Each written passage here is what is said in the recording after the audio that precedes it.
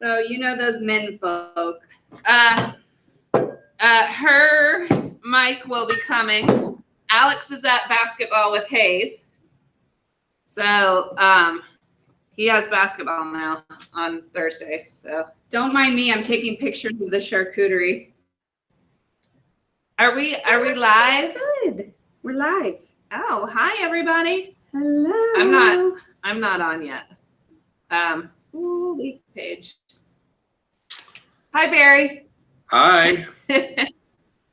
I should be on Facebook to see the comments, I guess, because I'm not seeing any comments yet. And that's not the usual. Yeah.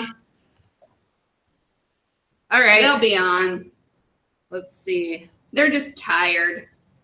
I think we all are a little tired. Here we go. And I'm live. There's Karen. Hi, Karen.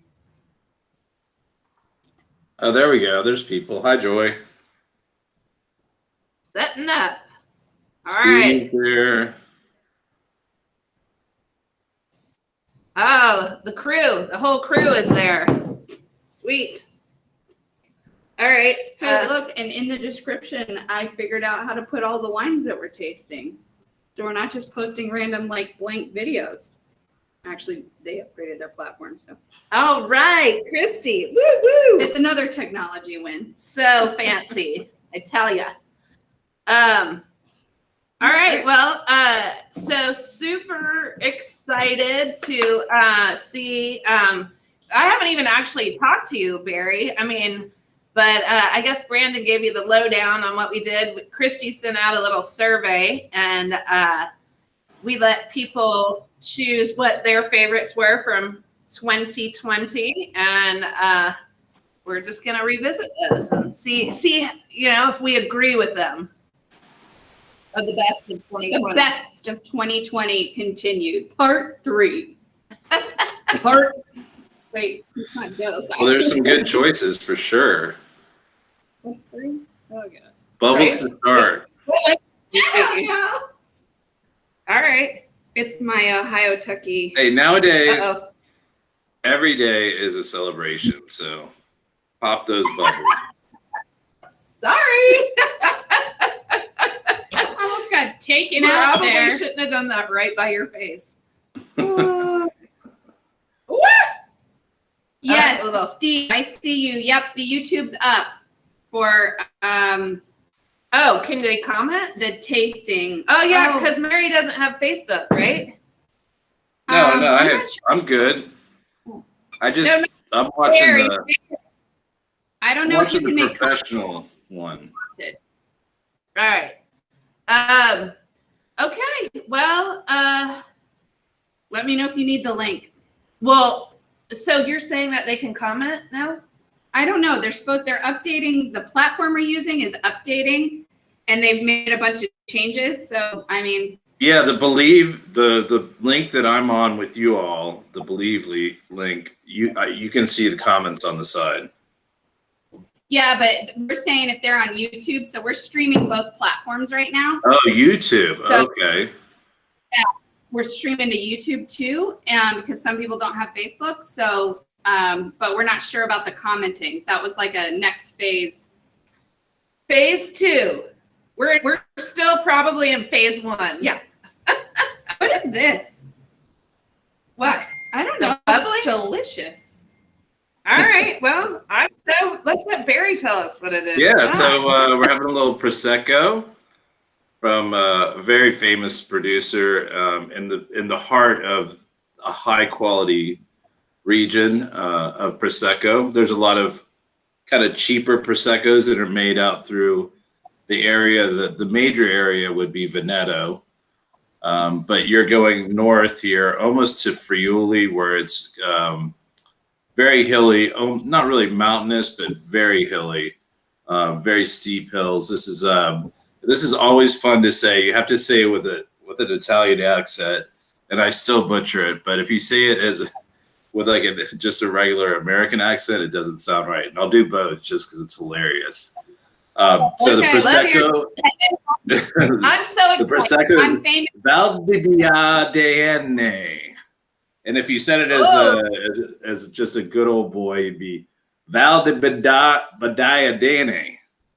So it is a mouthful. I still cannot like just roll it off. It is one of the hard. I'm like, can they shorten it so it'd be a little bit easier to say? But it's very important because this is a valley that runs east and west in the Bain area, the really the premium growing area of Guerra, which is the grape. So this area is very mountainous. It is really just like impossible to harvest. It reminds me of like Mosul. It's very steep. There is no, if you watch a video of the harvesters there, I mean, they're pretty much at an angle. They're just, one step away from sliding down the hill.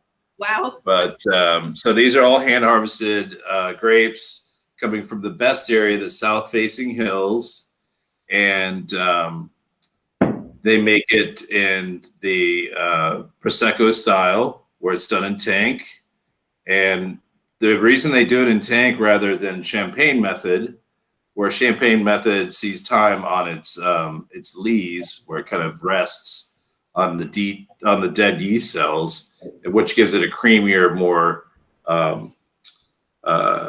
just a softer style. What the Prosecco producers are looking for is this super crisp, clean, high acid, amazing citrus. I mean, just something that's just gonna go well with all kinds of seafoods and salads.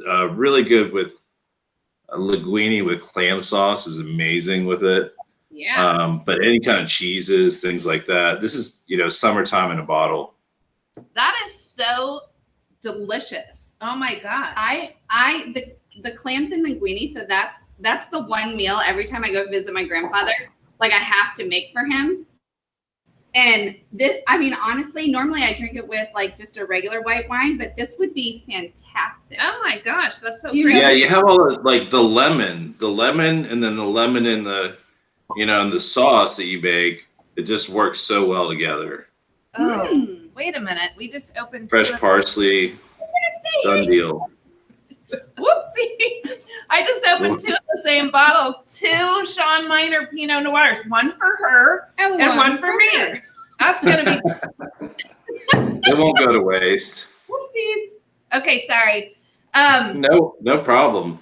So I'd love to, because this is like customer choice, I would love to see some comments and see, why is it your customer choice? Like, why do you like this wine?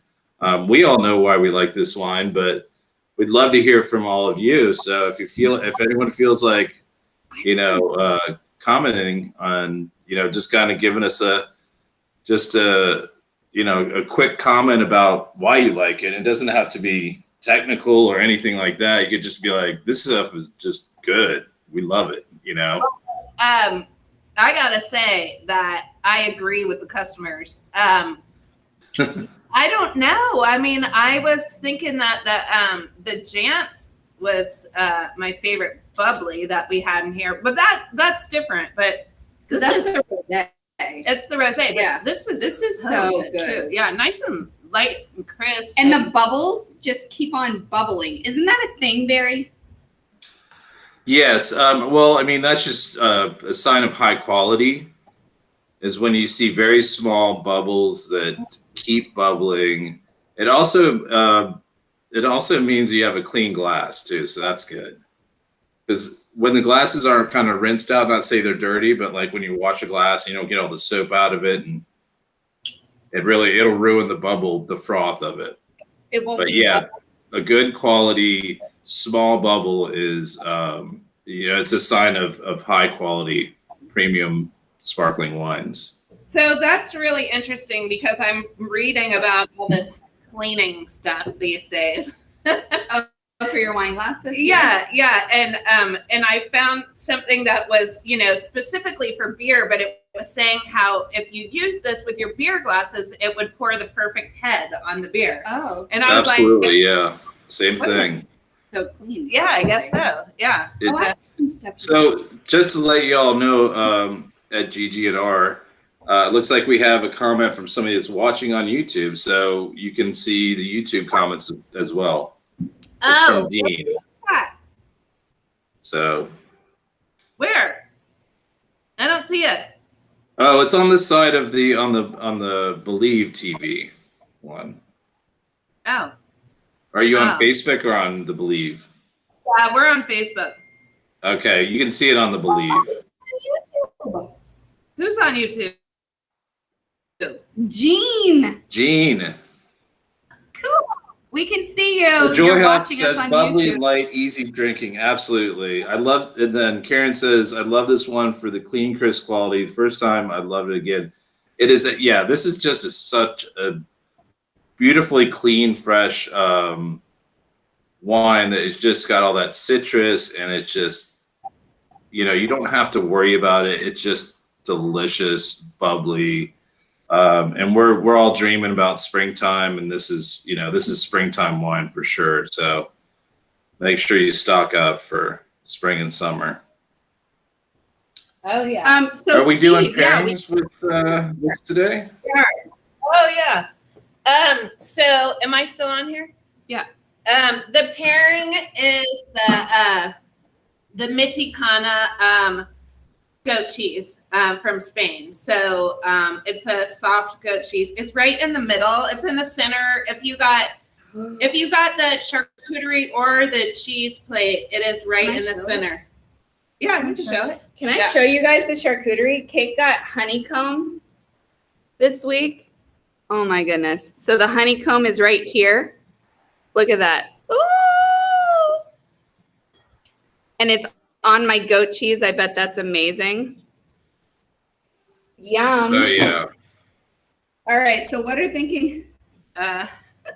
Working on those corks. I'm sure the goat cheese is going really well with that, Bubbles, because the high acid cutting through that, the fattiness and of the goat cheese, and a little bit of honey on it, I'm sure it'd be great too.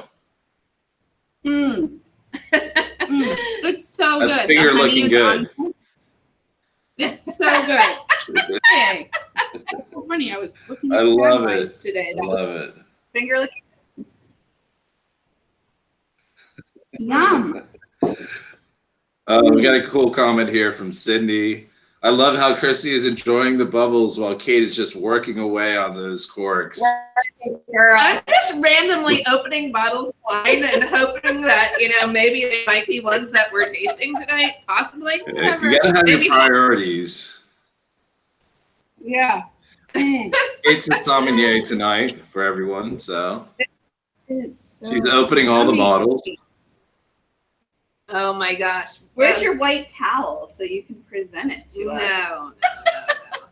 This is really good. I like this one. This is hilarious. I love the comments. And we didn't mention the name of it, but everyone might have already read it on the email from Kate. But it's Marsuret is the producer, and they're very, very old producer, very established. Gosh, you're just Now, and I want everyone to say Valdiviane. Valdiviane. Valdiviane. Oh, there it is, right on the front. I so butcher it. It's hard. It's a hard one. Oh God. I apologize. We just need to shorten it to something. Valdob or something. Steve, are you commenting from YouTube or are you commenting on Facebook? I can see your comments, but I can't see one Jean. from YouTube. The one that says we can Gene on. Yeah, we can see that she's YouTube. watching. We don't hear commenting. Oh, he says Okay. Gene All on right, cool. YouTube. On YouTube she is commenting. I think that's what it is. Yeah.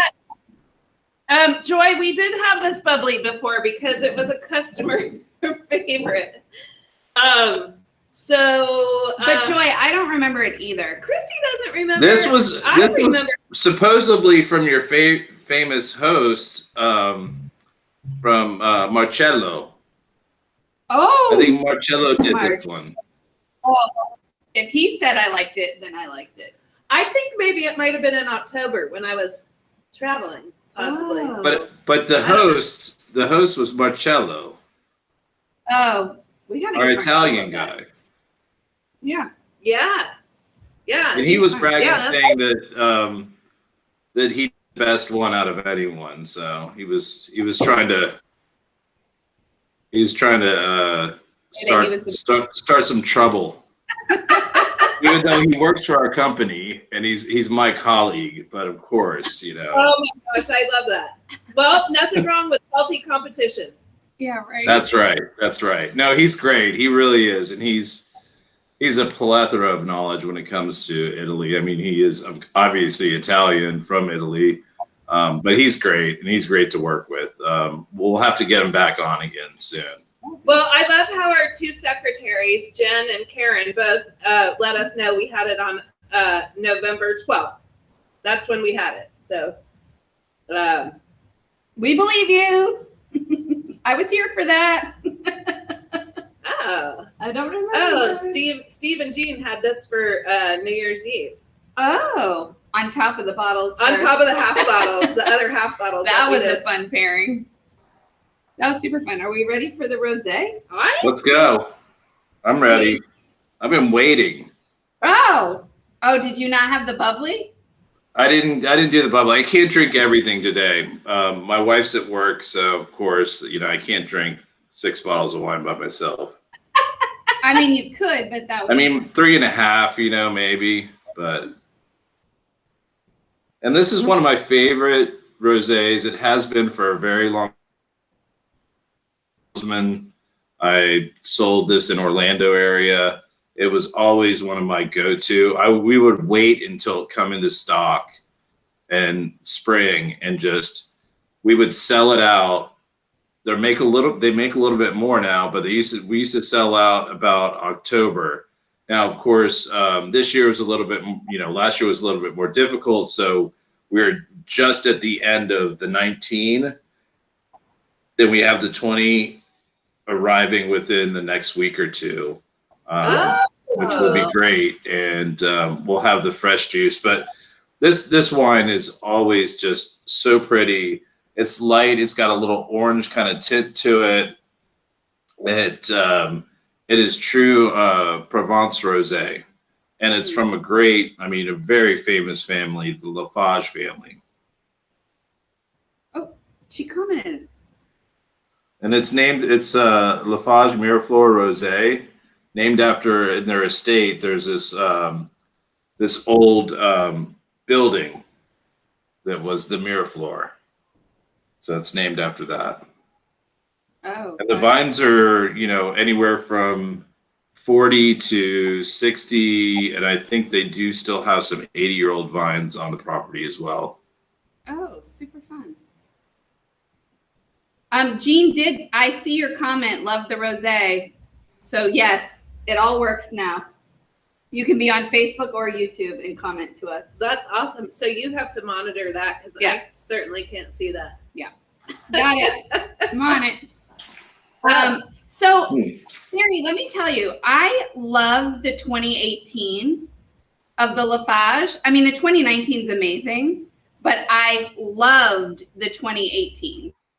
So do you know anything about the difference in the?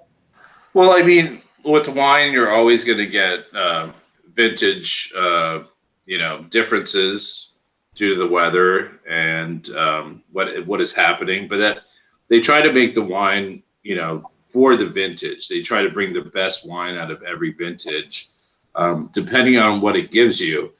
There was no real issues in 19, but with you know, with vines they're living things. So, you know, sometimes they get moody and they, you know, they're not going to produce the exact same grape, you know, like a clone every year. So there's going to be a little bit of something. The wind's going to blow a different way. Maybe there's going to be a little bit different rain. all those things affect, affect the grapes. Now the quality is always high, but yes, you might get a little bit different style. Yeah, maybe a little bit more citrus, or it'll be a little bit more, like yellow cherry style, or, the floral aspect, or you get some orange peel, and sometimes, it all depends on it. And that's what good natural winemaking is all about. This is the reason, when we do these tastings and you've been so successful, is the wines that you carry and the wines that we taste, they've got character, they got soul. I mean, they are not made in a factory. They are not like adjusting, adding this little bit of concentration, because they can do that in wines. They can add, fruit concentrates up to a certain amount. They can add this thing called mega purple for coloring. It's a natural based product, but it's still, you're manipulating the wine. What? These kind of wines, they're grown they're made in the vineyard. They are grown by nature. It is a snapshot of a year, and then you gently take it through winemaking and put it in bottle, and then give it out to the world. And that's why wine's it's so amazing, because it's always a little bit different. And cheese will be a little bit different too. Like you could have how many different cheddars are there in the world? Oh my God. We're trying to try. It's really interesting. And if you want to drink the exact same thing all the time, you can, but I think a little variation it's a conversation starter. It's something to talk about. And it's like, well, this isn't quite as good as last year was, but hey, I wonder what the year after is going to be like. Right. It's kind of fun to see. It's like opening up a pack of baseball cards, which I don't think do they even make those anymore, and just wondering what you're going to get. So Barry, yeah. If I go to a wine shop or somewhere and I want to get a rosé, and I always look for a rosé from Provence, because I don't think I've ever had one I didn't like, really. But so, are they typically using the same grapes to make their rosé, or what? Why? Yeah, because it's southern. You're in southern France, so you're doing, Grenache. Grenache Noir, Grenache Blanc, sometimes, Cinsault, Syrah, and Mourvedre. But they could be using different amounts of each of those. Right. So that's kind of the beauty of it. It all depends on what they're growing and what grows really well in their area. So, or if they have some old vines that have been there forever and they really like them, they're going to want to use them. So, but I suggest trying some rosés from other areas. Definitely, there's some great ones from Sicily, Sardinia, Italy, even Spain has got some really nice ones. They're a little bit more different. They're a little bit more full-bodied, but that's really kind of a cool thing, because, like, say you want something a little bit, not as light to go with maybe some food, or maybe a heavier cheese, or maybe something a little bit, like heavier grilled foods or things like that. Then you can pick something different. But yeah, you can't go wrong with Provence. That's for sure. Interesting. I would love to try like a Sicilian rosé, or whatever, but yeah, definitely. There's some great wines out there, great rosés out there that you just got to find a good producer. I get kind of stuck, like, especially because my rosé section isn't like as big as the red wine or whatever, so I'm just like, I feel like I'm, buying mainly in the style that I like, or, kind of similar. So it would be nice to expand that into some different kind of styles. So, I mean, you could go and like get a rosé from Spain, like in Rioja would be a really good area. and that's going to give you another style of rosé, which is going to be a little bit richer and a little bit, it's not going to be as light salmon colored. It's going to be a little bit more like bright pink and a little, it just something fun. And the price points are right there. It's going to be her. Yeah, I like the more pinky ones. She likes the more peachy ones. Yeah. I don't know what that is. Yeah, I mean, it's just difference. The extraction of the fruit is going to, when it's darker, it's going to have more extracted fruit and more tannin to it. So, that's leans more on more of the red wine side, or, that Pinot side, Pinot Noir side, whereas, the lighter ones from Provence kind of lean more on the white wine side of the world, but still in the middle. Yeah. But just different. Well, I forgot to say what the pairing was for this one. So the pairing, another customer like super fave. Oh yeah, this one is we just brought in kind of recently, and I can't keep it in. This is the La Bonne Vie Chante.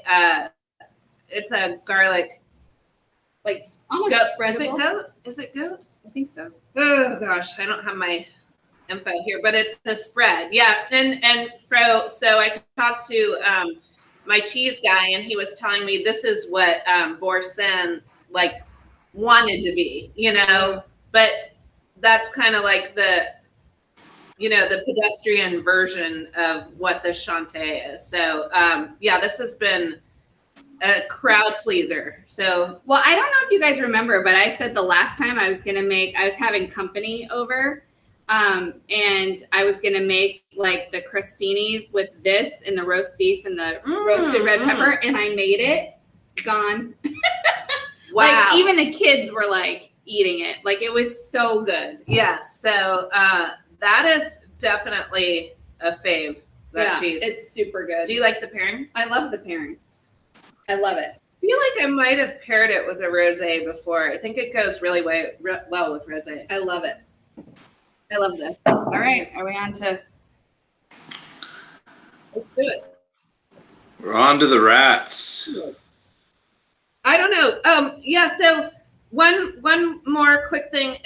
I don't always, with the charcuterie, it doesn't always come with all of the cheeses, but tonight, since it was like customer favorites, I made sure that the charcuterie has each of the pairings on there. So if you have the charcuterie, you get to try, you can do it however you want, but wait, there's still rosé in there. Like, come on, girl. Sydney had the cheese on her toast this morning. Great pairing. I love that. Oh, yeah, that's a good idea. On your toast. Like with vegetables, like tomatoes? With a sliced tomato? That's what I'm thinking. Yeah, that'd be good. Yeah. Look at us. We're like, ooh, what else can we pair this with? All right. Okay, this is one of my faves. I'm sure everybody knows this one. Oh yeah. La. The original, the OG. OG. The OG Chenin Blanc. From way down south in the southern hemisphere. The land of the great whites, seals, giraffes, zebras, South Africa. So, yeah, Chenin Blanc really shines in South Africa. And this is such a great example because it's affordable. It's absolutely delicious. And it goes with so many different, in the cheese world, pretty much everything again. And then I love this with salads. With like a nice chicken salad, something, it's got all kinds of vegetables and a nice vinaigrette, or you can even do something like a green goddess dressing with this is really cool because of the herbaceousness. Because Chenin's got this kind of like slightly creamy texture, but also this amazing amount of citrus fruit at the same time. It's almost like a creamy Italian dressing where it's got creaminess, but it's got all this great acidity and all this flavor going on. I like Karen's comment. I like to keep the Raats around too. Yeah, this one is one that's always in the fridge. Like it's so good. Yeah, and Chenin Blanc is one of those grapes that people just don't know a whole lot about, but they make such great wines, not only in South Africa, but really where it's originally from in the Loire Valley in France. I mean, it's one of the few grapes you can make still wine, you can make sparkling wine, and you can make dessert wine, and they're all amazing. So before we had the Raats Chenin Blanc, one of my top 2 white wines in the shop for me, my personal choice, was Chenin Blanc, the Lang & Reed Chenin Blanc. Oh yeah, California. So now that I haven't had it in a while. The price is so much higher than this one. I mean, I think it's still in the 20s, but this one's like 16. It's more expensive, yeah, absolutely. I want to revisit it because I keep drinking this one now. Lang & Reed is awesome. That's one of our wines, and they fell in love with Chenin Blanc from Loire. That's why they did something crazy and they started planting Chenin Blanc vineyards in California when the land is so expensive, and they didn't know if they could really sell it. So, but they're great people, and they have really they make the best Chenin Blanc in California for sure. Look who's on. So many great areas. Marcello. Hi, Marcello. Marcello. Did you hear? He probably missed we had a whole conversation about you. He's on. God, Marcello's on. Marcello, we were just talking about we're going to butcher it. You're stalking. Wait. Let's do it together. Hold on. Wait, Marcello. The Boldo Badianiene. Oh, did we? That's good. That's better than me. Jean says thanks for the pick. She loves the Chenin Blanc. Yay! Good.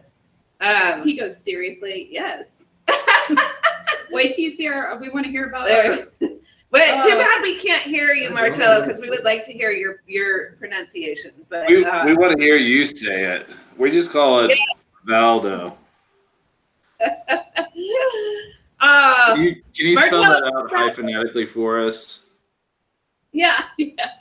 Phonetically, so we can all pronounce it. Yeah, Marcello, come back to us. We need to do one. Okay, so pairing. We have another one of Marcello's wines also on tonight with the with our red. What other? Which one?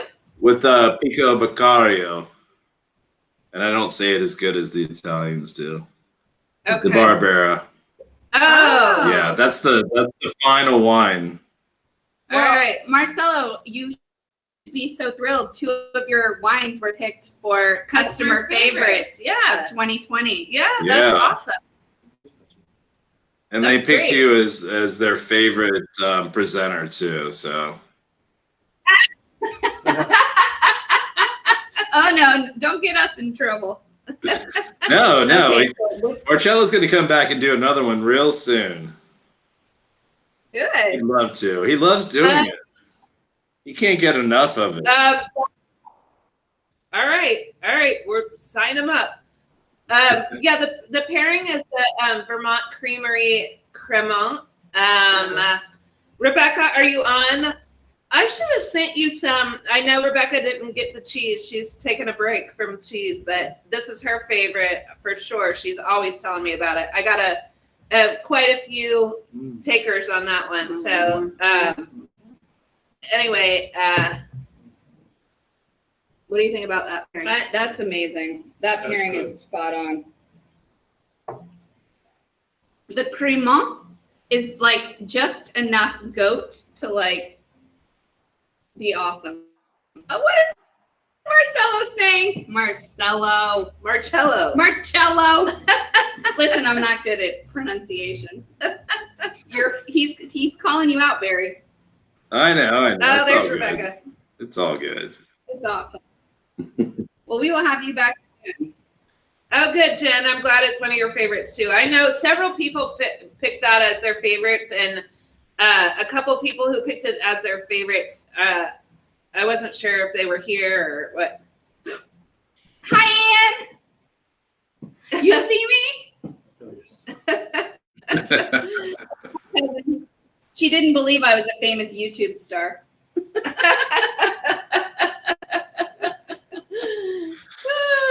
Are we ready for? I don't. I'm empty. What did you have? I missed like 40 minutes, and you're only on like the second one. We're on the third. This All right, happens. all right. This happens. It gets out of control. All right, moving on. Let's go to move the on. next one.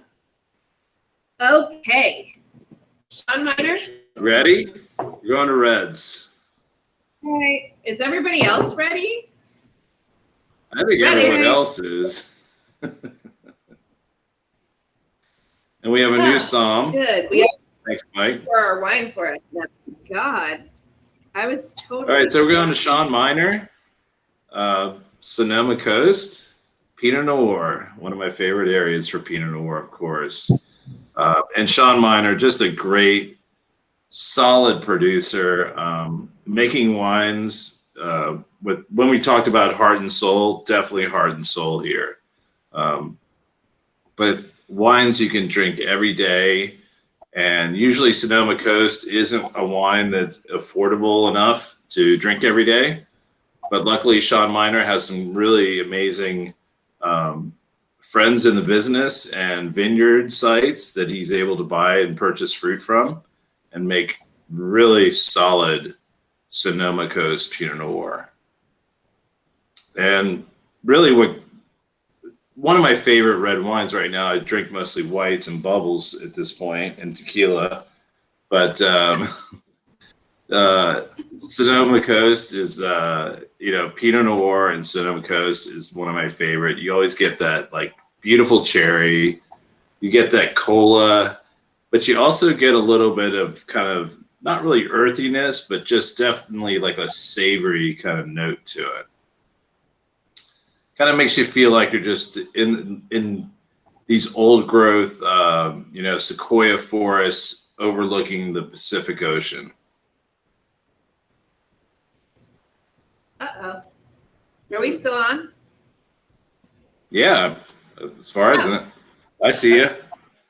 Okay, good. This wine is so like checks all the boxes, especially for this guy. Sounds good. Yeah, that's a great everyday, Sonoma Sonoma Pinot. What's the cheese that we're doing with this bad boy? Let's see. So I got a little fancy on this one. Great. Okay, so this one we are doing with just like I got a wafer cracker with strawberry rhubarb, like jam kind of thing, and the bel paese cheese, which is Italian. It's kind of mozzarella-esque, and then I topped it with Vincent and Sons sweet and spicy pecans. Oh my gosh. That is something that we'll tell you about later. Oh my gosh. Is that something? Is that something from your Georgia trip? This is my new business. Okay. Because I need another one, Oh my gosh. Yes, you guys. I mean, I'm not sure how, we're working on the traveling part of the scenario with the pecans, but There are Vincent pecans coming to you guys very soon, straight from the trees in Georgia. My thumbs, we've been shelling. I keep saying shucking. We've been shelling pecans like nonstop. Yes. So get ready for it. That's a little sneak peek, but it depends if you had it in the fridge or what, how, you know. Anyway. Pecans are amazing. And if you have a good name, we're looking for a better name than sweet and spicy. Yeah. So if you have a name, yum. This pairing is perfection.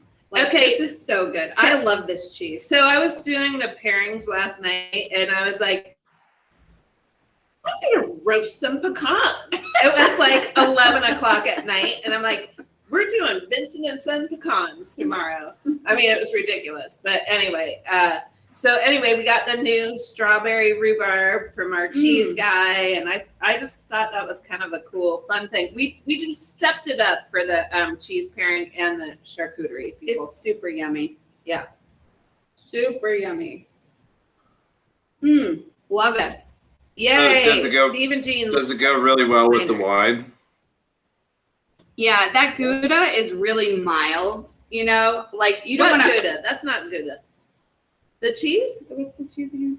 It's like a mozzarella. Okay. Yeah. It's super, like, creamy. But it's super creamy. The pecans are actually a little bit spicy this time. They're pretty spicy. They've got some sweet and spicy. So... That's the name, sweet and spicy. Yeah, but you don't...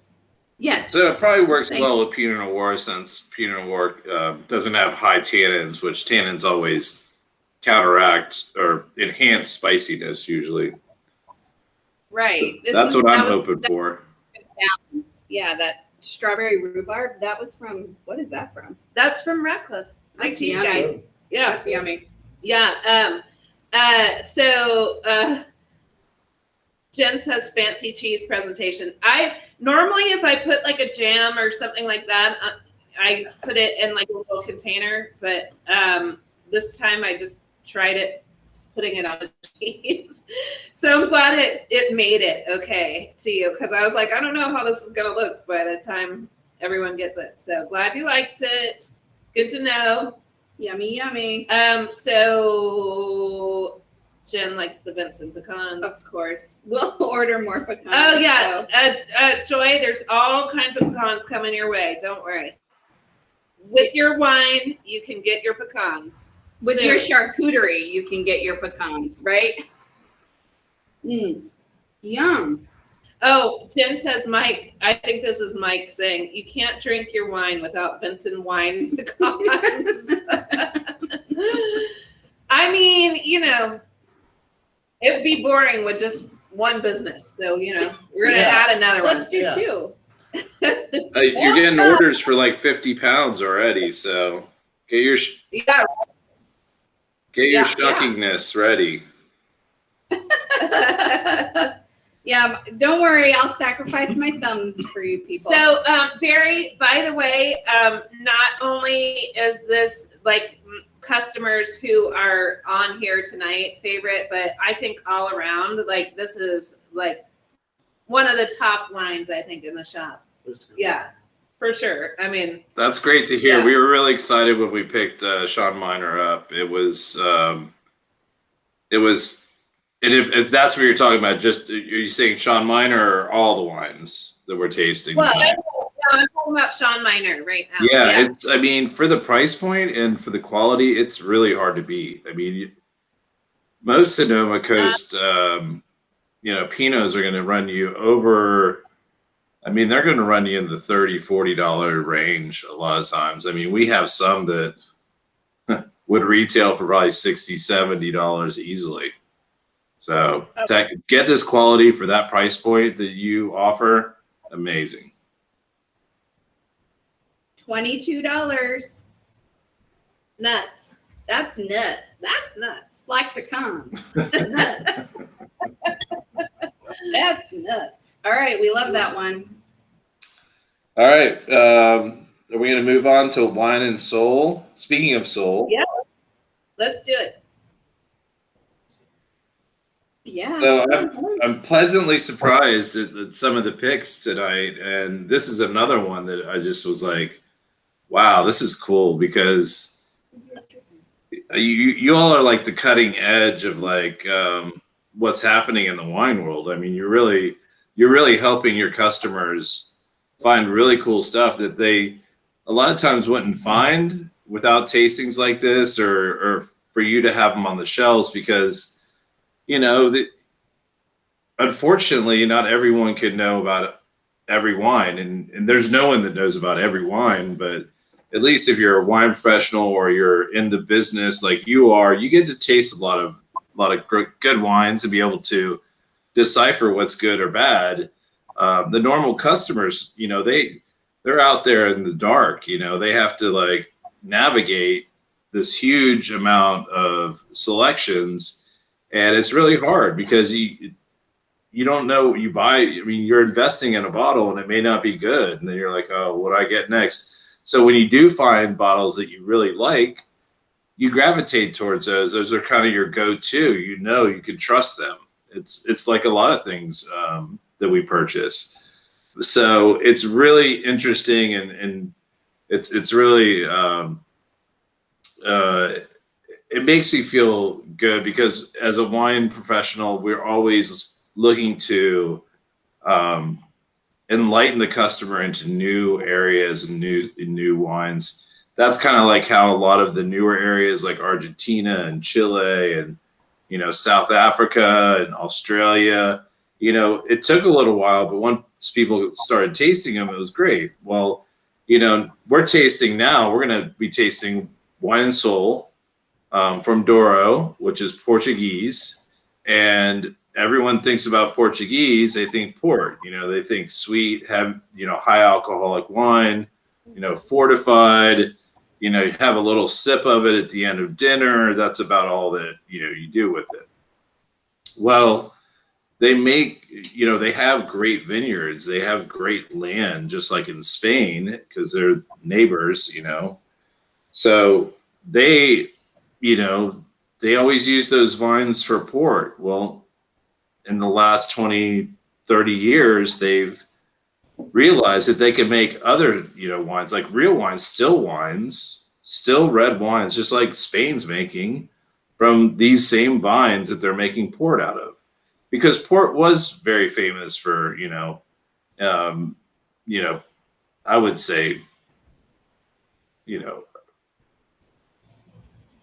the early century, like early 19th century, or 20th century, I would say, the 1900s. But it fell out of favor. So, they had to find a way to utilize these great vineyards. And this is what they're doing now. They're making amazing old vine, because all these vines have been there forever, still red wines. And I to this day, Portugal is probably the rising star of dry red wines out of Europe by far. And Wine and Soul, a very small husband and wife couple that make this, and they make amazing wines from old vines. And this is a single vineyard, Manoella, and it's made from indigenous Portuguese grapes. And if you want me to go through them, I will, but they're wine, the grapes you never hear of, but I'll go ahead and go through them. Okay.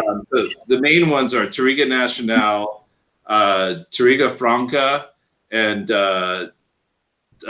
Tinto Ruiz. And those are the main red grapes. And those grapes give you that kind of full-bodied, you get kind of a Syrah, Cabernet, Grenache kind of, more full-bodied style. So, yeah, light. What do y'all think of it? I guess obviously it was a pick, so. Yeah, like that's the thing. Like you listed all those things. I would like, Grenache, Cabernet. That's not something I would lean towards, but this one is so light, But it looks like heavy. It would be heavy. Yeah. Well, they also, another thing with the Portuguese, they don't do a lot of new wood aging as well. So the wines kind of shine. They have this high acid already. They're light on their feet. They don't do a lot of heavy oaking on them, which will give you all that, oak tannins and kind of sweetness and things like that you would find from, more heavier wines like in California, Napa style. This is true European wine for sure. It's fabulous. Oh my gosh. Fantastic. So good. And I can't wait to hear what the pairing is for it, because Oh, I'm sure it's going to be amazing.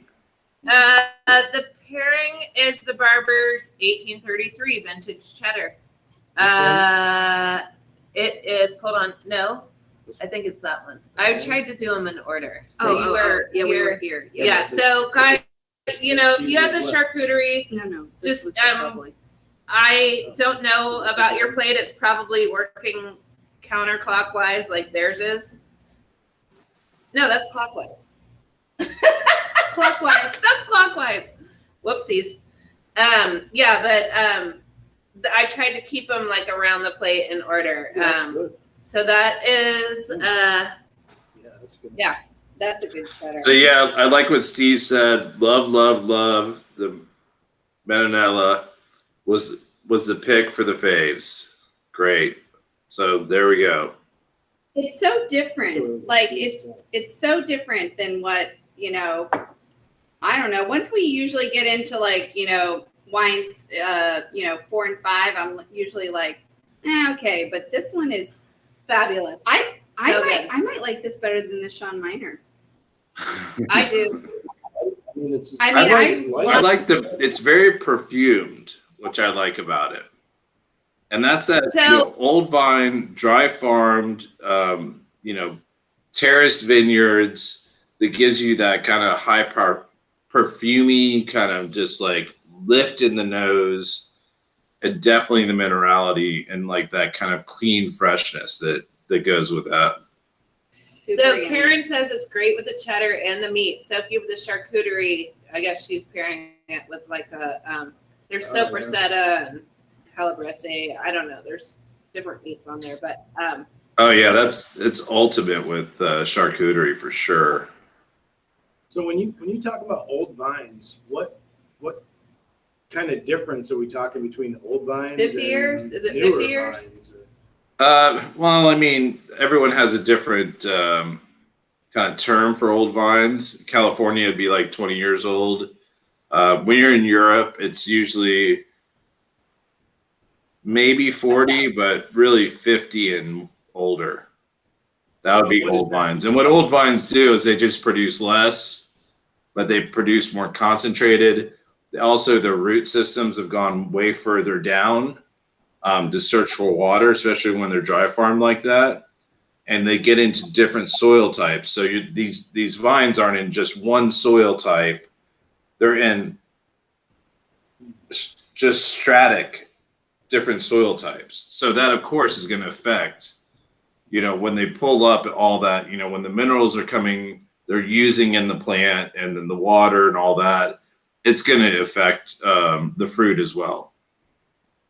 And they're going to usually, produce less, maybe smaller berries, which is going to also cause, maybe thicker, smaller berries where you're going to have more skin contact and less of the juice inside.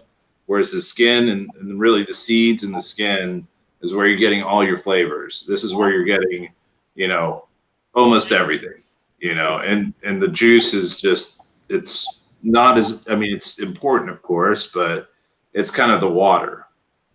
So it's like thinking about you take your herbal tea bag and your water. If you just drink your water, it's just water. But you put that herbal tea bag in there and you let it soak, and then you drink the water, and now it tastes different. So, and it just, old vines are, they have more life to them, but really they're not as vigorous, but they do have more. And it's also another thing that plants want to do is they want to procreate. They want to, so what they're going to do is, no matter how old they get, they're always going to be trying to put as much energy into their grapes. So when they get older, they're going to make less. They're going to produce less grapes, but they're going to put all that energy into there. So Awesome. Thank you. yeah, that's cool. There's 2 people on here that are saying that they hadn't tried this before, and now it's at the top of their list. So awesome. Cool. Yeah. Yeah, Awesome. that's a really good one. I forgot about that one. Yeah, I did too. All right.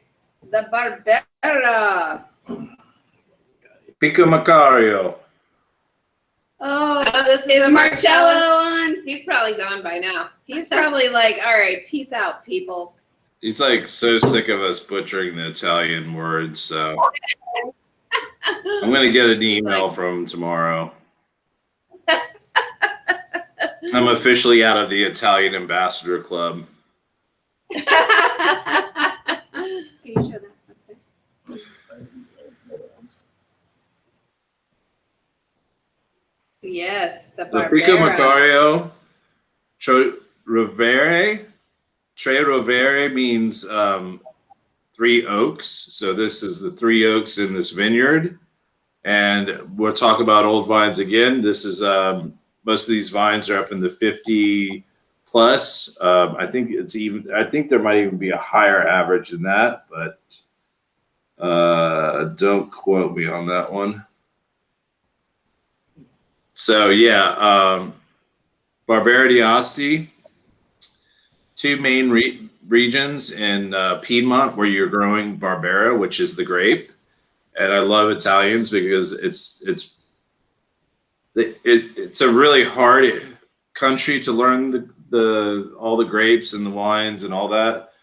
But sometimes it works out. In Piedmont, they're really good about it. So when you look at Barbera, Barbera is the grape, and then it says d'Asti, so it's from Asti region. So the 2 main regions are Barbera d'Asti and oh my gosh, I'm going to forget the other one now. Barbera d'Alba, sorry. I knew it was another A. So Alba and Asti are 2 areas in the area where they grow Barbera in Piedmont, and they're their own like separate areas, and they both grow Barberas. So you could actually have a Barbera from Asti and a Barbera from Alba, and they're going to taste a little bit different because it's a different area. But there's no right or wrong. There's no better one, really. And Pico Maccario is really, they're a specialist in Barbera.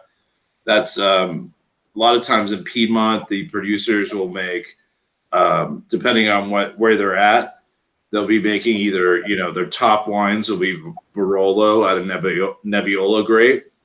And then, their second wine would be Barbera. And then their third wine would be Dolcetto, not in like quality, but just the king grape there is Nebbiolo. So Barolo would be, they would plant the Barolos, the Nebbiolo for Barolo wine in the best areas, like top of the hillsides, best exposure to the suns. And then maybe a little bit further down, they might put some Barbera or whatever.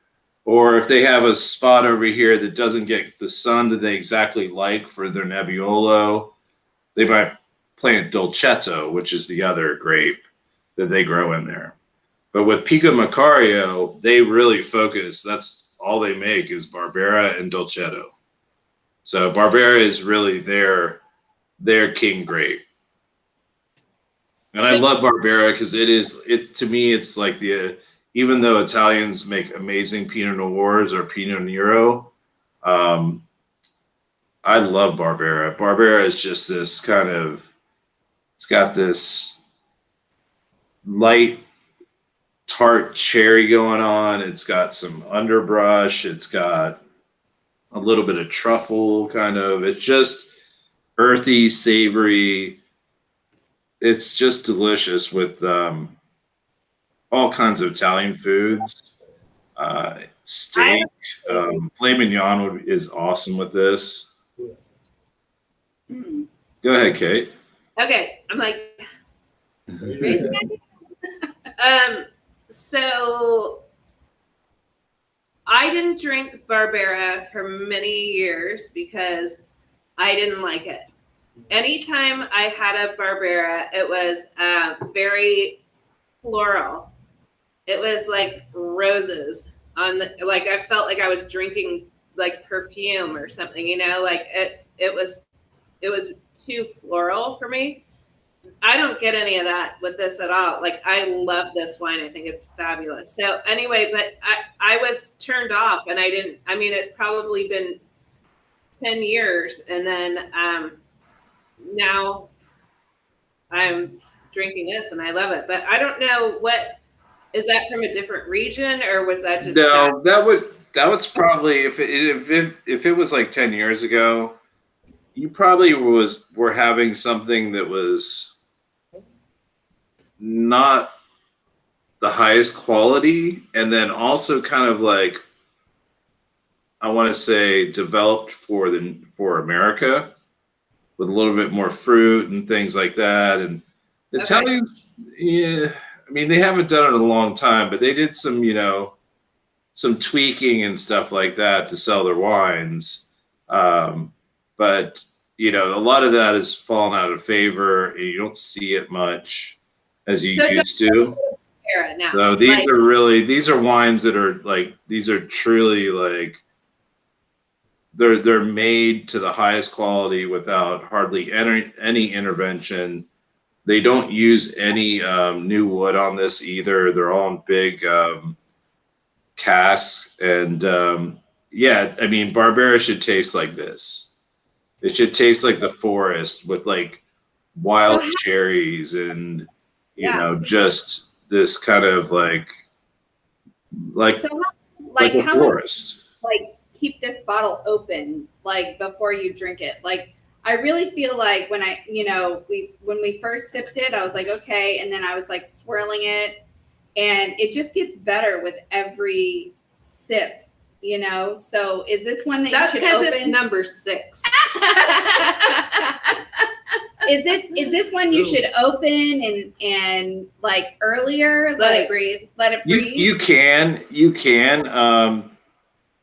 It's also kind of fun to taste it as you drink it too, to see how it changes. Have you had any charcuterie or any cheese with it yet? The charcuterie is. I would suggest that too. Karen says, this is Italians make the wine is just sauce for food, so.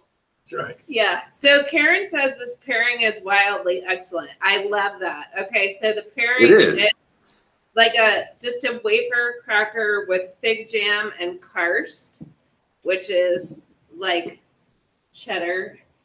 Yeah, Mike ate it all. I would show you, but he just ate like 10. Yeah, I got one. Oh, okay, good. She made it. Okay, all right. Just checking because I might have to go over that. So Kate did the wafer and the fig jam and the karst as the pairing. Karst was like way back, like super fave in the beginning. Yes, right? having crystals. Yes, So it's good. really good. Yes. So good. Okay. Good stuff. Wildly, what did she say? I like that. I like it. It is a wild wine. It is. It's like, this would be great if you're out camping. This is a camping wine. What? Camping? And even if camping is outside with like your like fire pit at your house. Well, we do that every Friday night, but we literally are doing a camping trip. So when did we do this? I don't remember All right. having this ever. Chin Star, Karen. When did we do this one? This was amazing. I don't remember this one at all. So what was everybody's favorites tonight? I know we're a little over time, but what do you mean? What were their? Yeah, well. Okay, come on they now. didn't all pick. They didn't all pick the same ones. I think my favorite was the Manoella. How do you say it?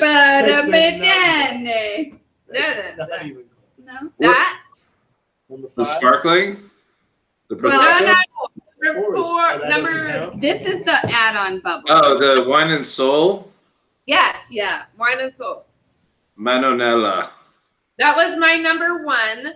My number 2 was the Prosecco. Number 3, Sean Minor. Number 4, well, I don't know. It's a tie between the I might go with the Barbera. Weird.